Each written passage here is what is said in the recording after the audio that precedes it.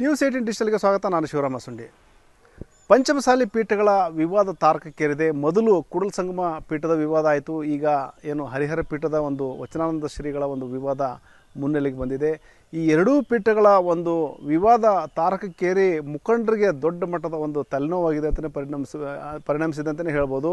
ಹೀಗಾಗಿ ಪಂಚಮಸಾಲಿ ಸಮುದಾಯದ ಸಮಾನ ಮನಸ್ಕ ಮುಖಂಡರು ಹುಬ್ಬಳ್ಳಿಯಲ್ಲಿ ತುರ್ತಾಗಿ ಸಭೆ ಮಾಡುವ ಮೂಲಕ ಅದಕ್ಕೊಂದು ಪರಿಹಾರ ಕಂಡುಕೊಳ್ಬೋದು ಅನ್ನೋದರ ಚರ್ಚೆ ಮಾಡಿದ್ದಾರೆ. ಮತ್ತು ಮುಂದೆ ಏನೆಲ್ಲ ಕ್ರಮಗಳು ಕೈಗೊಳ್ಬೇಕು ಅನ್ನೋದರ ಚರ್ಚೆ ಬಹುತೇಕ ಒಂದು ತಾರ್ಕಿಕ ಅಂತ್ಯ ಕಾಣುವ ನಿಟ್ಟಿನಲ್ಲಿ ಒಂದು ಚರ್ಚೆಗಳು ನಡೆದಿದೆ ಅಂತ ಹೇಳ್ಬೋದು. ಏನೆಲ್ಲ ಚರ್ಚೆ ಆಯಿತು ಮತ್ತು ಮುಖಂಡರು ಏನು ಹೇಳಿದ್ದಾರೆ ಅಂತೇಳಿ ನಾನು ಮುಂದೆ ಹೇಳ್ತಾ ಹೋಗ್ತೀನಿ. ಅದಕ್ಕೂ ಮುಂಚೆ ನ್ಯೂಸ್18 ಯೂಟ್ಯೂಬ್ ಚಾನಲ್ ಸಬ್ಸ್ಕ್ರೈಬ್ ಮಾಡಿಲ್ಲ ಅಂದರೆ ಕೂಡಲೇ ಸಬ್ಸ್ಕ್ರೈಬ್ ಮಾಡಿ. ಜೊತೆಗೆ ಇನ್ಸ್ಟಾಗ್ರಾಮ್ ಇರ್ಬೋದು, ಫೇಸ್ಬುಕ್ ಪೇಜ್ನ ಫಾಲೋ ಮಾಡೋಣ ಅಂತೇಳಿ ನಾನು ರಿಕ್ವೆಸ್ಟ್ ಮಾಡ್ತಾ ಇದ್ದೀನಿ. ಈಗೇನು ಪಂಚಮಸಾಲಿ ಅಂದ್ಕೂಡಲೇ ಈಗ ಕರ್ನಾಟಕ ಒಂದೇ ಅಲ್ಲ, ನೆರೆ ರಾಜ್ಯ ಮಹಾರಾಷ್ಟ್ರ ಇರ್ಬೋದು, ತೆಲಂಗಾಣ ಇರ್ಬೋದು, ಬೇರೆ ಬೇರೆ ರಾಜ್ಯಗಳಲ್ಲೂ ಸಹ ಪಂಚಮಸಾಲಿ ಸಮುದಾಯದವರು ಇದ್ದಾರೆ. ಸುಮಾರು ಒಂದು 80 ಲಕ್ಷ, ಅಂದರೆ ಒಂದು ಇಂಡಿಯಾದಲ್ಲಿ ಲೆಕ್ಕ ಹಾಕಿದಾಗ ಕರ್ನಾಟಕ ಸೇರಿ ಬೇರೆ ಬೇರೆ ಸುಮಾರು ಒಂದು 80 ಲಕ್ಷ ಜನಸಂಖ್ಯೆ ಈ ಒಂದು ಸಮುದಾಯದಲ್ಲಿದೆ ಅನ್ನೊಂದು ಮಾಹಿತಿ ಇದೆ. ಈ ಒಂದು ಸಮುದಾಯಕ್ಕೆ 2A ಮೀಸಲಾತಿ ಕೊಡಿಸ್ಬೇಕನ್ನೋದು ಮತ್ತು ರಾಷ್ಟ್ರಮಟ್ಟದಲ್ಲಿ OBC ಮಾನ್ಯತೆ, OBC ಮೀಸಲಾತಿ ಸಿಗಬೇಕಂತೇಳಿ ಸಾಕಷ್ಟು ಹೋರಾಟಗಳು ನಡೆದಿದ್ದಾವೆ. ಈ ಹೋರಾಟಗಳ ಮಧ್ಯದಲ್ಲಿನೇ ಆ ಒಂದು ಪಂಚಮಸಾಲಿ ಪೀಠದ ವಿವಾದಗಳು ಸಹ ದೊಡ್ಡ ಮಟ್ಟದಲ್ಲಿ ಚರ್ಚೆಗೆ ಗ್ರಾಸವಾಗಿ ಪೀಠಾಧ್ಯಕ್ಷರ ಒಂದು ಪೀಠಾಧಿಪತಿಗಳ ಒಂದು ಪದತ್ಯಾಗಕ್ಕೂ ಸಹ ಒಂದು ಕಾರಣಗಳಾಗಿದ್ದಾವೆ ಅಂತ ಹೇಳ್ಬೋದು. ಈಗ ಕೂಡಲ ಸಂಗಮ ಪೀಠದ ಒಂದು ಜಯಮೃತ್ಯುಂಜಯ ಸ್ವಾಮೀಜಿ ಇದ್ದರು, ಅವ್ರನ್ನ ಕಿತ್ತೊಗೆದಿದ್ದೀವಿ ಅನ್ನೋ ಒಂದು ಮಾತನ್ನು ಅಲ್ಲಿನ ಟ್ರಸ್ಟಿಗಳು ಹೇಳ್ತಾ ಇದ್ದಾರೆ. ಆ ಒಂದು ಪೀಠ, ಕೂಡಲ ಸಂಗಮ ಪೀಠದ ಬೆನ್ನ ಹಿಂದೆನೇ ಹರಿಹರ ಪೀಠದ ಒಂದು ವಿವಾದನೂ ಸಹ ಮುನ್ನೆಲೆಗೆ ಬಂತು. ಅಲ್ಲೇನು ವಚನಾನಂದ ಶ್ರೀಗಳಿದ್ದರು, ಅವ್ರನ್ನ ತೆಗೆದು ಹಾಕಿದ್ದೀವಿ ಅನ್ನೋ ಒಂದು, ಅಂದರೆ ಪೀಠದಿಂದ ಹೊರಗೆ ಹಾಕಿದ್ದೀವಿ ಅನ್ನೋ ಒಂದು ಮಾತನ್ನು ಅಲ್ಲಿನ ಪೀಠಾಧ್ಯಕ್ಷರು ಟ್ರಸ್ಟಿಗಳು ಹೇಳಿದರು. ಅಂದರೆ ಇಲ್ಲಿ ಇವ್ರು ಯಾರು ತೆಗಿಲಿಕ್ಕೆ ಅನ್ನೋ ಒಂದು ಮಾತನ್ನು ವಚನಾನಂದ ಶ್ರೀಗಳು ಹೇಳಿದರು. ಹೀಗೆ ಒಂದು ರೀತಿಯಲ್ಲಿ ತೆರೆಮರೆಯ ಒಂದು ರೀತಿಯಲ್ಲೇ ಒಂದು ಸಂಘರ್ಷಕ್ಕೆ ಒಂದು ಕಾರಣವಾದಂತಹ ಈ ಒಂದು ಪೀಠಗಳ ಬಗ್ಗೆ ಮತ್ತು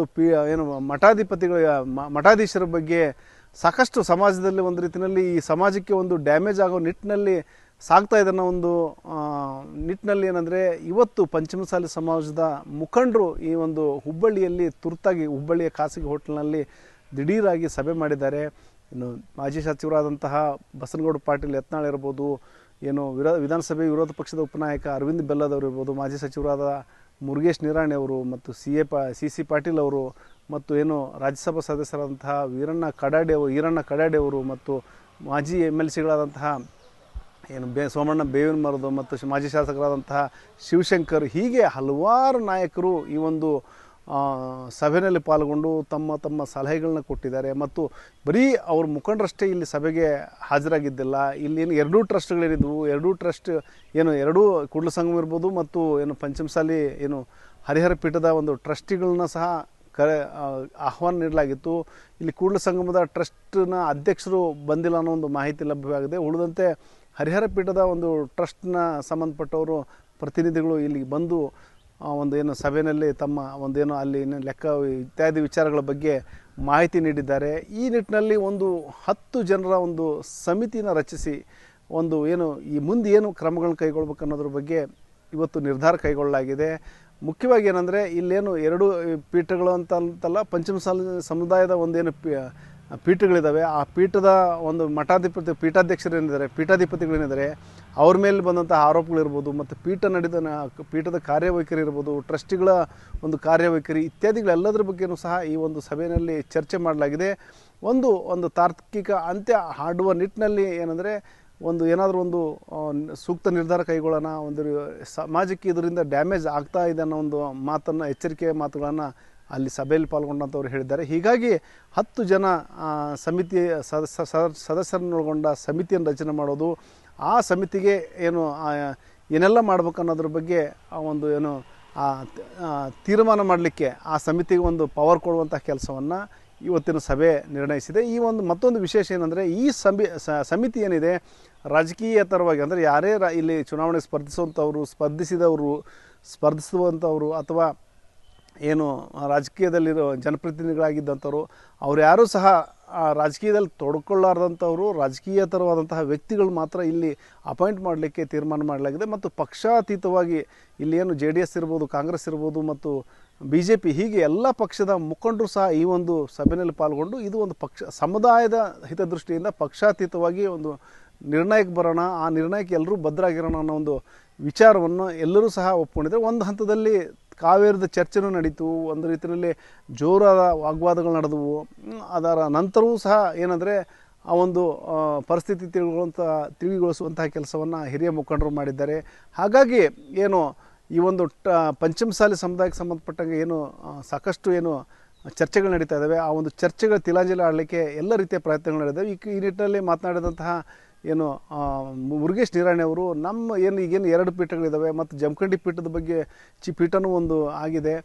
ಈ 3 ಇದ್ರ ಜೊತೆಗೆ ಏನಂದರೆ ಒಟ್ಟು 5 ಪೀಠಗಳನ್ನ, ಅಂದರೆ ಪಂಚಮಸಾಲಿ ಅಂದರೆ ಐದು ಒಂದು ಮಹಿಳಾ ಪೀಠ ಸೇರಿ ಒಟ್ಟು 5 ಪೀಠಗಳನ್ನ ಮಾಡೋದು ಉದ್ದೇಶ ಹೊಂದಿದ್ದೇವೆ. ಹಾಗಾಗಿ ಮುಂದಿನ ದಿನಗಳಲ್ಲಿ ಅದನ್ನು ಜಾರಿಗೆ ತರುವಂತಹ ಪ್ರಯತ್ನಗಳನ್ನು ಮಾಡ್ತೀವಿ ಅನ್ನೋ ಒಂದು ಮಾತನ್ನು ಮುರುಗೇಶ್ ನಿರಾಣಿ ಹೇಳಿದ್ದಾರೆ. ಮತ್ತೊಂದು ಕಡೆ ಇದೇ ವೇಳೆ ಮಾತನಾಡಿದಂತಹ ಸೋಮಣ್ಣ ಬೇವಿನ ಮರದಿರ್ಬೋದು ಮತ್ತು ಏನು ಬಸನಗೌಡ ಪಾಟೀಲ್ ಯತ್ನಾಳ್ ಅವರು ಈ ಒಂದು ಈಗ 2 ಪೀಠಗಳಿದ್ದಾವೆ, ಆ 2 ಪೀಠಗಳನ್ನ ಒಂದುಗೂಡಿಸುವಂತಹ ಒಂದು ಏನು ಪ್ಯಾರಲಲ್ ಆಗಿ ನಡೀತಾ ಇತ್ತು, ಆ ಒಂದು ಪ್ಯಾರಲಲ್ ಆಗಿ ನಡೆಯೋದಲ್ಲ, 2 ಪೀಠಗಳು ಒಂದಾಗಿ ಸಮಾನ ಮನಸ್ಕರ ರೀತಿಯಲ್ಲಿಯೇ ಒಂದಾಗಿ ಕೆಲಸ ಮಾಡುವಂತಹ ನಿಟ್ಟಿನಲ್ಲಿ ಆ ಒಂದು ಏನು ಕಾರ್ಯೋನ್ಮುಖವಾಗಬೇಕು. ಮತ್ತು ಇಲ್ಲಿ ಪೀಠಾಧ್ಯಕ್ಷರು ಮುಖ್ಯ ಅಲ್ಲ, ಸಮಾಜ ಮುಖ್ಯ, ಸಮಾಜದ ಮುಖಂಡರು ಮುಖ್ಯ. ಸಮಾಜ ಟ್ರಸ್ಟ್ ಇರ್ಬೋದು, ಸಮಾಜ ಏನು ಹೇಳ್ತದೆ ಆ ಮಾತನ್ನು ಪೀಠಾಧ್ಯಕ್ಷರು ಕೇಳಬೇಕು ಹೊರತಾಗಿ ಮಠಾಧೀಶರಿಂದ ಸಮಾಜ ಉಳಿದಿಲ್ಲ ಅನ್ನೋ ಒಂದು, ಸಮಾಜ ಇಲ್ಲ ಅನ್ನೋ ಒಂದು ಮಾತನ್ನು ಎಚ್ಚರಿಕೆಯನ್ನು ಕೊಟ್ಟಿದ್ದಾರೆ. ಅಂದರೆ ಪರೋಕ್ಷವಾಗಿ ಮಠಾಧೀಶರಿಗೂ ಸಹ ಇಲ್ಲಿ ಎಚ್ಚರಿಕೆ ಕೊಡುವಂಥ ಕೆಲಸವನ್ನು ಇಲ್ಲಿ ಮುಖಂಡರು ಮಾಡಿದ್ದಾರೆ.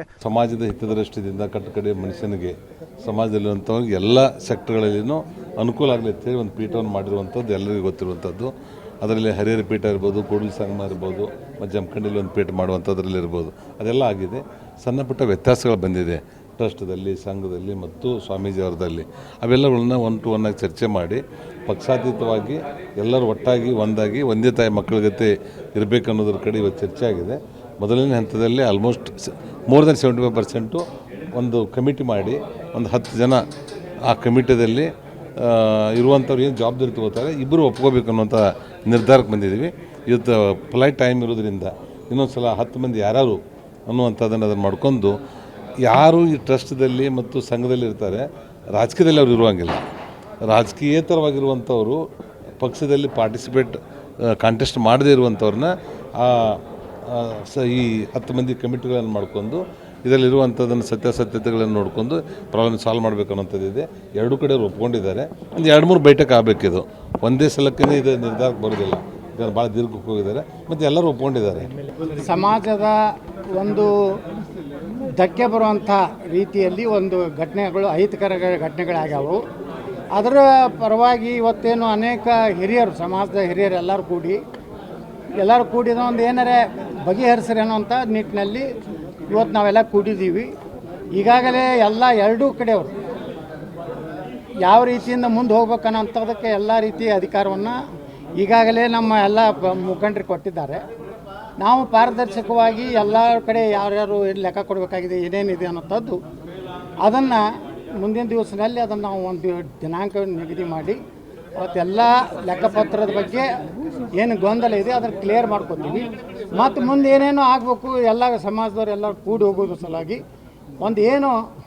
ಒಂದು ಮಾರ್ಗದರ್ಶನ ಏನು ಸಮಾಜದವ್ರು ಕೊಡ್ತಾ ಇದ್ದಾರೆ ಅದನ್ನು ತೊಗೊಂಡು ನಾವೆಲ್ಲ ಮುಂದೆ ಹೋಗ್ಬೇಕಂತ ನಿರ್ಣಯ ಆಗಿದೆ. ಈ ಸಮಿತಿ ಕೈಗೊಳ್ಳುವಂಥ ನಿರ್ಧಾರಕ್ಕೆ, ಸಮುದಾಯ ಕೈಗೊಳ್ಳುವಂಥ ನಿರ್ಧಾರಕ್ಕೆ ಎಲ್ಲರೂ ಬದ್ಧರಾಗಿರ್ಬೇಕನ್ನೋ ಒಂದು ಸೂಚನೆ ಸಹ ಕೊಟ್ಟಿದ್ದಾರೆ. ಹೀಗಾಗಿ ಏನು ಮುಂದಿನ ದಿನಗಳಲ್ಲಿ ಇದು ಬರೀ ಕೇವಲ ಒಂದು ಆರಂಭಿಕ ಹಂತ, ಇನ್ನೂ 3-4 ಬೈಠಕ್ಗಳನ್ನ ಮಾಡಿ ಒಂದು ಅಂತಿಮ ರೂಪ ಕೊಡುವಂತಹ ಕೆಲಸವನ್ನು ಮಾಡ್ತೀವಿ. ಆ ಸಂದರ್ಭದಲ್ಲಿ ಏನು ನಿರ್ಣಯ ಆಗುತ್ತೆ, ಒಂದು ರೀತಿಯಲ್ಲಿ ಏನು ಎಲ್ಲವೂ ಒಂದು ತಾರ್ಕಿಕ ಅಂತ್ಯ ಕಾಣುತ್ತೆ, ಜೊತೆಗೆ ಸುಖಾಂತ್ಯ ಅನ್ನೋ ಒಂದು ಮಾತೇನಿದೆಯಲ್ಲ, ಆ ರೀತಿಯ ಒಂದು ಸುಖಾಂತ್ಯ ಆಗುತ್ತೆ, ಪಂಚಮಸಾಲಿ ಸಮುದಾಯಕ್ಕೆ ಒಳ್ಳೆಯದಾಗುತ್ತೆ ಮುಂದಿನ ದಿನಗಳಲ್ಲಿ ಅನ್ನೋ ಒಂದು ವಿಶ್ವಾಸವನ್ನು ಇಲ್ಲಿನ ಏನು ಸಭೆಯಲ್ಲಿ ಪಾಲ್ಗೊಂಡ ಮುಖಂಡರು ಹೇಳಿದ್ದಾರೆ. ಅದೇನೇ ಇರಲಿ, ಈಗ ಸದ್ಯ ಮೊದಲ ಹಂತದ ಮೀಟಿಂಗ್ ಹುಬ್ಬಳ್ಳಿಯಲ್ಲಿ ನಡೆದಿದೆ. ಮುಂದಿನ ಹಂತದ ಮೀಟಿಂಗ್ಗಳನ್ನು ರಾಜ್ಯದ ಬೇರೆ ಬೇರೆ ಕಡೆಯಲ್ಲೂ ಸಹ ಮಾಡಿ ಒಂದು ಏನು ಪಂಚಮಸಾಲಿ ಸಮುದಾಯವನ್ನು ಒಂದುಗೂಡಿಸುವ ನಿಟ್ಟಿನಲ್ಲಿ ಎಲ್ಲ ರೀತಿಯ ಪ್ರಯತ್ನಗಳನ್ನು ಇಲ್ಲಿ ಹುಬ್ಬಳ್ಳಿಯಿಂದ ಆರಂಭಿಸಲಾಗಿದೆ. ಶಿವರಾಮ ಸುಂಡಿ, ನ್ಯೂಸ್ 18 ಹುಬ್ಬಳ್ಳಿ.